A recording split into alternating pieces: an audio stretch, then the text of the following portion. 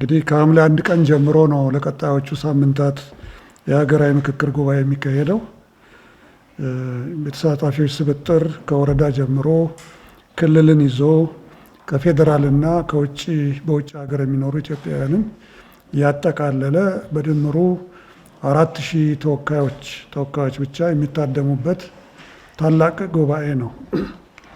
ከሐምሌ 1 ቀን ጀምሮ በተለያዩ ቅድመ ዝግጅቶች ከተሳታፊዎች ጋር ይካሄድ እንጂ ዋናው ጉባኤውን ኦፊሻሊ የምናስጀምረው ሐምሌ 8 ቀን ወይም በፈረንጆች ጁላይ 15 2026 ነው። የሀገራዊ ምክክር ጉባኤ ስብሰባና የመመካከሪያ ቦታዎች ዝግጅትን በተመለከተ ነው የምናገረው። የምክክር ጉባኤው በዋናነት የሚካሄደው በአዲስ ኢንተርናሽናል ኮንቬንሽን ማዕከል ውስጥ ነው። ማዕከሉ ይህን ታሪካዊ ሂደት ለማስተናገድ አቅም ያለውና ምቹ መሆኑን በማረጋገጥ ኮሚሽኑ በትኩረት እየሰራበት ይገኛል። በዚህ ረገድ የሀገራዊ ምክክር ጉባኤውን በልዩ መርሃ ግብርና የሂደቱ ሀገራዊ እንደምታን በሚመጥን መልኩ ለማከናወን የሚያስችሉ ስራዎች እየተሰሩ ነው። የምክክር ሂደቱን አካሄድ ወይም ስነ ዘዴ መሰረት በማድረግ ተሳታፊዎች በተለያዩ የምክክር ቡድኖች ሆነው በሚሰጧቸው አጀንዳዎች ላይ ጥልቀት ባለው ምክክር መግባባት ላይ እንዲደርሱ ለማድረግ የሚረዱ ምቹ የመመካከሪያ ስፍራዎችን የማዘጋጀቱ ስራ በማጠናቀቅ ላይ ነው። ተሳታፊዎች በማዕከሉ በሚኖራቸው ቆይታ የሚያስፈልጓቸው የጤና፣ የጸሎት ቦታ፣ የጸጥታና ደህንነት ሁኔታዎች የተጠበቁ እንዲሆኑ ከፍ ያለ ስራ እየተሰራ ይገኛል። ታዳጊ ህፃናት ልጆች ያሏቸው ሴት ተሳታፊዎቻችን ልጆቻቸውን በመረከብ የሚያቆዩባቸው የህፃናት ማቆያ ቦታዎች በባለሙያና በግብአት እንዲሟሉ ተደርገዋል። የመሰብሰቢያና የመመካከሪያ ስፍራዎች ለአካል ጉዳተኞች፣ ለአቅመ ደካሞችና ልዩ ድጋፍ ለሚፈልጉ ተሳታፊዎች የተመቹ እንዲሆን ለማድረግ አቅም በፈቀደ መጠን በልዩ ትኩረት እየተሰራ ነው። ሌላው እንግዲህ እዚህ ውስጥ ሊጠቀስ የሚገባው የመኝታ አገልግሎት ነው። የመኝታ ቦታዎች ለሁሉም የሀገራዊ ምክክር ጉባኤው ተሳታፊዎቻችን ምቹና ደህንነታቸው የተጠበቀ መሆናቸውን የማረጋገጥ ተግባር ተከናውነዋል። በዚህም በዋናነት በኢትዮጵያ ፐብሊክ ሰርቪስ ዩኒቨርሲቲ እና ከፌዴራል ቴክኒክና ሙያ ኮሌጅ ጋር በመተባበር በርካታ ስራዎች ተሰርተዋል። ኮሌጆቹ ያላቸው አቅም እንደተጠበቀ ሆኖ ለተሳታፊዎቻችን ይበልጥ ምቹ የማድረግ ስራ በስፋት ተከናውነዋል። የማደሪያ ቦታዎቹ ንጽህናቸው የተጠበቀ በቂ ንጹህ አልባሳት፣ የመጸዳጃና የግል ንጽህና መጠበቂያ የተሟሉላቸው እንዲሆኑም ተደርገዋል።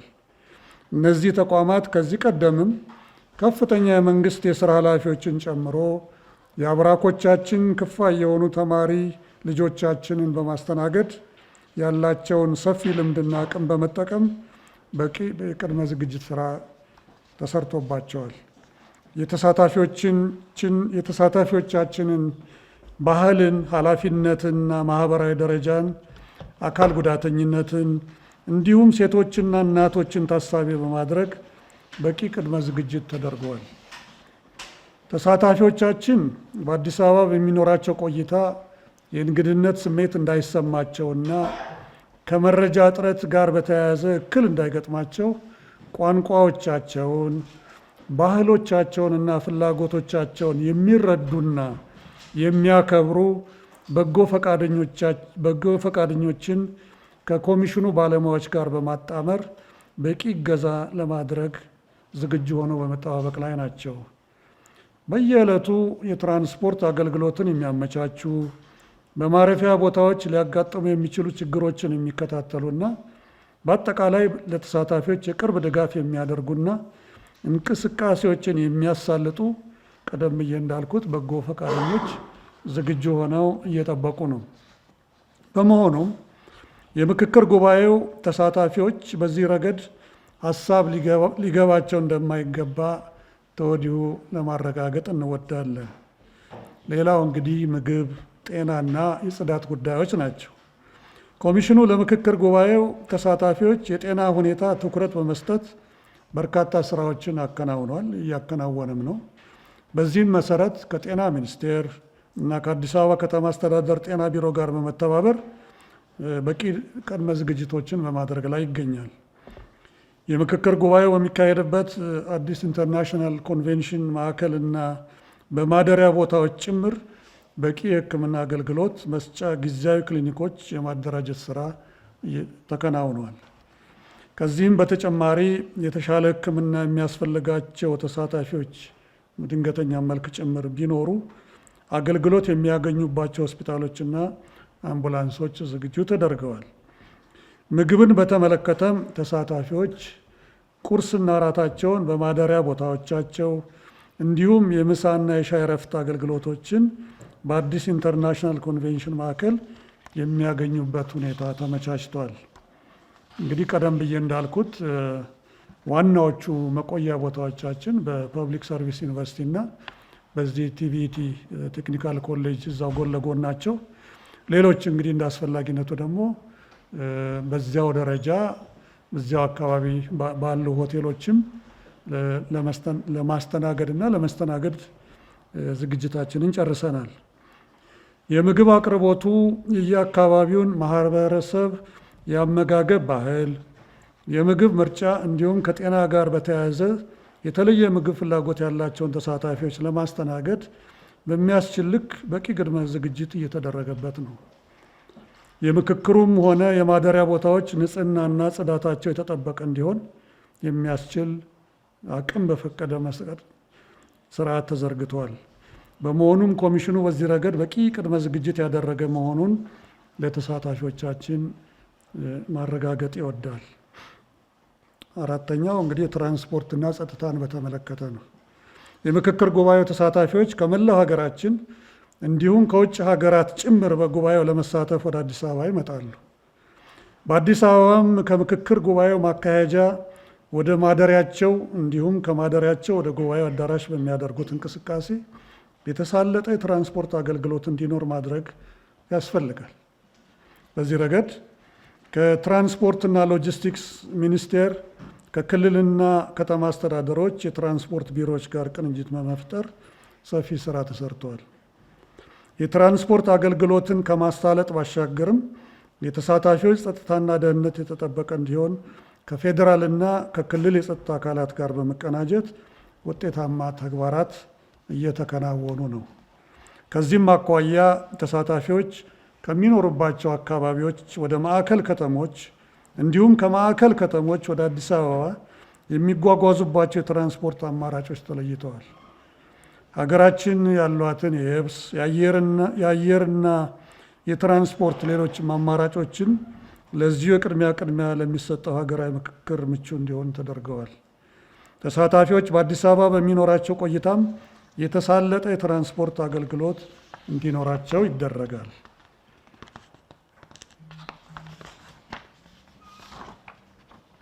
ከጸጥታና ደህንነት አኳያም ከሚመለከታቸው የፌዴራልና የክልል የጸጥታ ተቋማት ጋር ቅንጅት በመፍጠር ሰፊ ስራዎች እየተሰሩ ነው።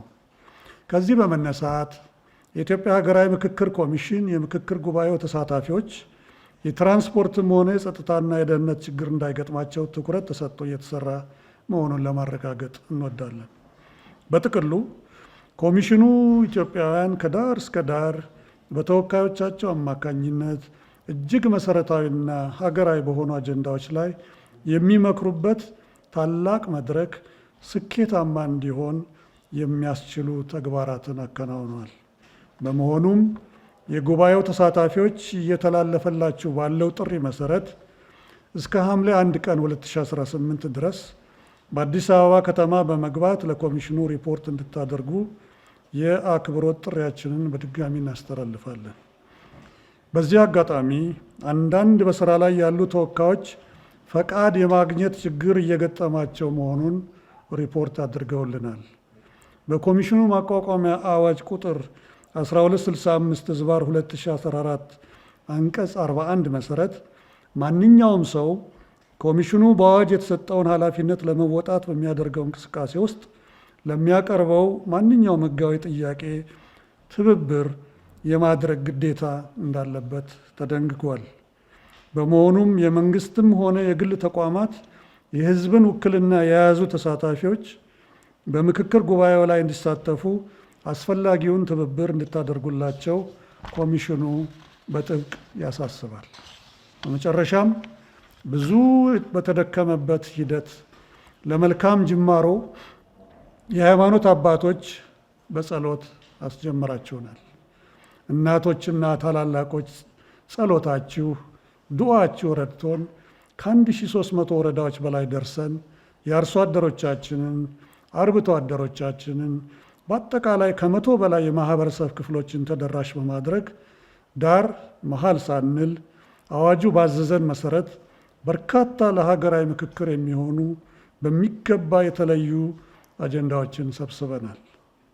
ለሁሉም የህዝቦቻችን ጥያቄዎች ከበሬታ በመስጠት የተረፉትኑ ለየሚመለከታቸው ባለድርሻ ፈጻሚዎች ለማስረከብ በዝግጅት ላይ ነን። ጉባኤያችን የተሳካ እንዲሆን መላው የኢትዮጵያ ህዝቦች በንቃት ከመከታተል ባሻገር አሁንም ጸሎታችሁ በትህትና እንዳይለየን በትህትና እንጠይቃለን።